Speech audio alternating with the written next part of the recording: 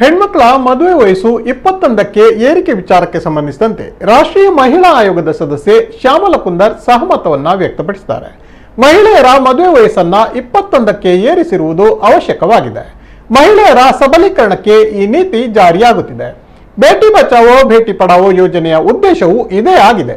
ಮಹಿಳೆಯರು ಹೆಚ್ಚು ಸುಶಿಕ್ಷಿತರಾಗಬೇಕು. ಅದಕ್ಕಾಗಿ ಈ ಕಾನೂನನ್ನ ಜಾರಿ ಮಾಡಲಾಗುತ್ತಿದೆ. ಹೆಚ್ಚಿನ ಕಡೆಗಳಲ್ಲಿ 18 ತುಂಬಿದ ಯುವತಿಗೆ ಮದುವೆಯನ್ನ ಮಾಡಿಸಲಾಗುತ್ತೆ. ಹೆಣ್ಮಕ್ಕಳ ವಿದ್ಯಾಭ್ಯಾಸವನ್ನ ಮೊಟಕುಗೊಳಿಸಲಾಗುತ್ತಿತ್ತು.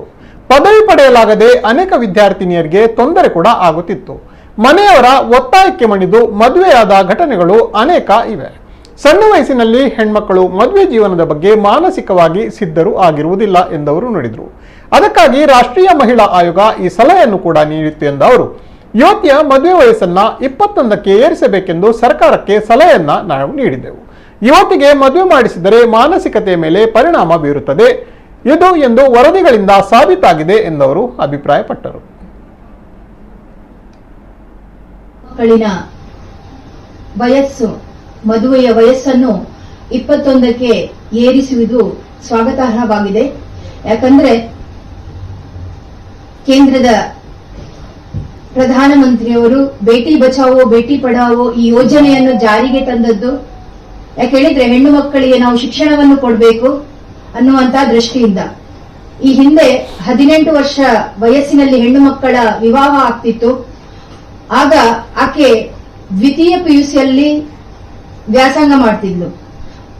ಎಲ್ಲಿವರೆಗೆ ಅಂತ ಹೇಳಿದ್ರೆ ಮಾನಸಿಕವಾಗಿ ಆಕೆ ಮದುವೆಯಾಗ್ಲೂ ಕೂಡ ತಯಾರಾಗುವಂತ ಪರಿಸ್ಥಿತಿ ಇರಲಿಲ್ಲ.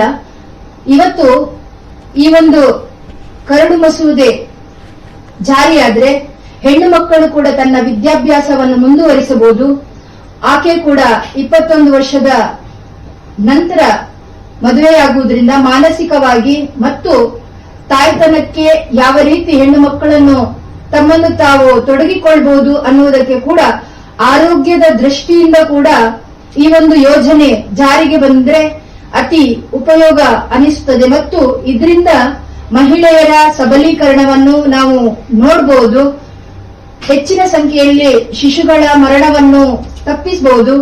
ಹೆಣ್ಣು ಮಕ್ಕಳಿಗೆ ಇನ್ನೂ ಹೆಚ್ಚಿನ ರೀತಿಯಲ್ಲಿ ತನ್ನ ಆರೋಗ್ಯ ಮತ್ತು ತನ್ನ ವಿದ್ಯಾಭ್ಯಾಸದ ಕಡೆಗೆ ಗಮನ ಹರಿಸುವುದಕ್ಕೆ ಮದುವೆಯ ವಯಸ್ಸು ಏರಿಸಿರುವುದು ಸ್ವಾಗತಾರ್ಹ.